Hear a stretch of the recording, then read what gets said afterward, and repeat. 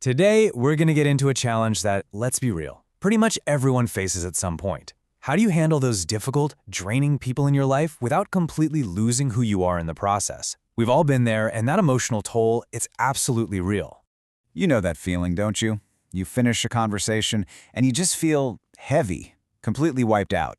Your whole mood tanks, and maybe you even start questioning yourself. That exhaustion, that feeling like someone just vacuumed out all your energy, that's a huge sign you've just dealt with a toxic person. Now, the easy advice is always, just walk away, cut them out. But life isn't always that simple, is it? What do you do when that person is your parent, or your partner, or someone you actually love and can't just avoid? That's when things get really, really messy. And this, right here, is the most powerful mental flip you can make. We pour so much time and energy trying to figure out how to manage them or change them or get them to see our side. The real power, though, comes when you change the question. It's not about them, it's about you. It's about protecting yourself. So to do that, we're going to break it down into a 5-step game plan. First, we'll learn to spot the signs. Then we'll talk about how to stop getting pulled into the drama, how to guard your energy, rebuild your own confidence, and finally, acceptance. This is our roadmap. So let's dive into those first 2 steps. This is all about building your first line of defense. It starts with awareness, and then, believe it or not, consciously not acting. This is where you start taking your power back.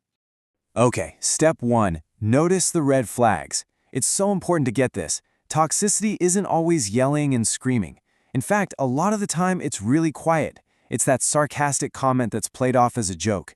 It's the endless guilt trips, the subtle manipulation, or the constant nitpicking. And then there's gaslighting, that awful tactic where they slowly make you believe that you're the crazy one. And here's why this is a game changer.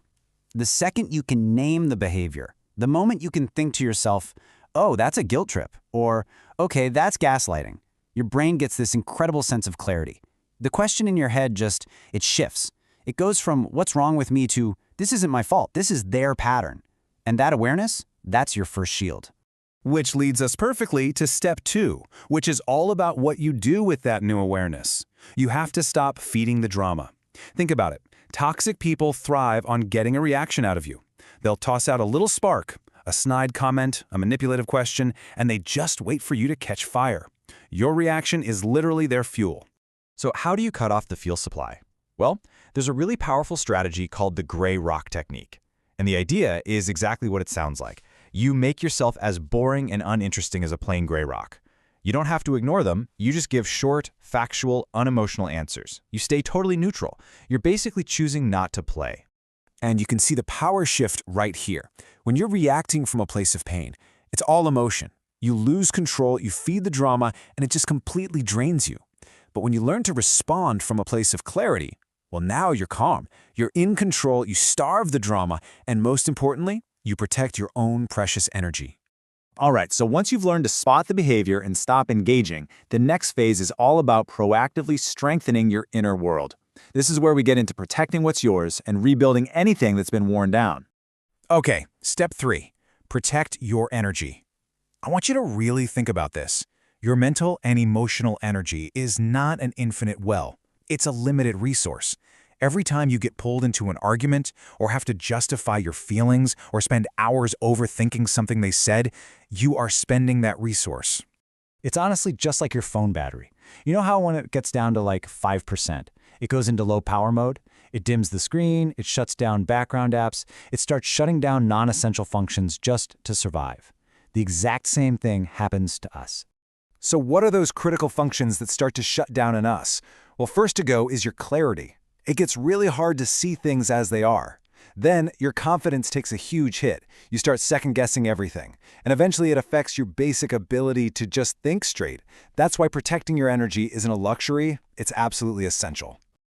Now, putting this into practice can feel, well, kind of wrong at first. Setting a boundary, ending a conversation, or just walking out of a room. It can feel rude, but you have to burn this into your brain. You are not being rude. You are choosing your mental health, and that's a choice you are always allowed to make.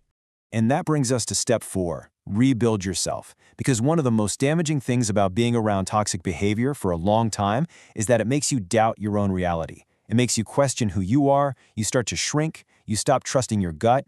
It's like you lose your own signal. So you have to be intentional about getting you back. You have to actively reinvest in yourself so you can hear your own voice again. So read books that make you feel strong.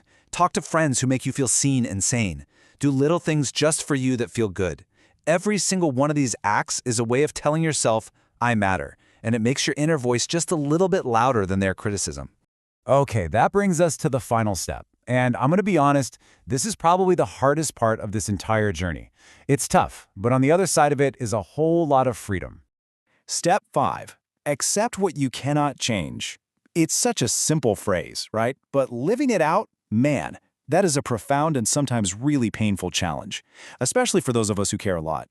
Here is the hardest but also the most liberating truth you will ever learn in this situation. You cannot change them. Not with your love, not with your patience, not even with your sacrifice. The only way they will ever change is if they decide to. And once you truly accept that, you can stop pouring all your energy into fixing them, and you can finally start using it to heal yourself. So what does this all boil down to? It's this. You might not be able to change who is in your life, but you can always choose how much access they get.